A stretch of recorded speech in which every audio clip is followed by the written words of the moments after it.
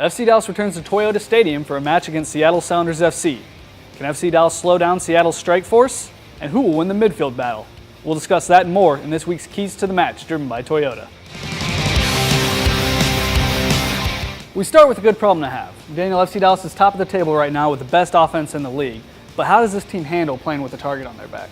Well, I think word is definitely getting around the league now, and this is where depth becomes key. If you try to stop one player on FC Dallas, Mauro Diaz, Blas Perez, there's 3 or 4 others that can beat you. And we saw that exact thing happen last week in Houston, where Javon Watson popped up to score 2 goals. I think it says a lot about FC Dallas that they have 5 players on their team that have scored multiple goals this season, and there's just so many players you have to stop in that offense. Seattle comes to town with a star-studded offense headlined by Clinton Dempsey, but you can't put all your focus on him because they can also hurt you with guys like Obafemi Martins, Lamar Nagel, and former FC Dallas striker Kenny Cooper.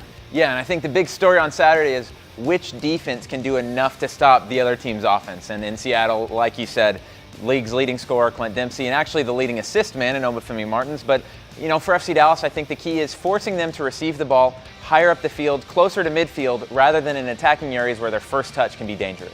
An important battle to watch in this game is going to be in the midfield. Mauro Diaz is going to have to find a way to work his magic that we've come to expect from him against Osvaldo Alonso, one of the fiercest defensive midfielders in the league. Yeah, and he's certainly got his work cut out for him. Alonso's obviously a spectacular player, an MLS all-star caliber midfielder. The key for Dallas is going to be smart runs down the wings, guys like Javon Watson and Fabian Castillo, because we've seen Mauro Diaz, even if he's in his own half of the field, can play defense splitting passes. So if you get good runs down the wing that are smart, Diaz will still beat you.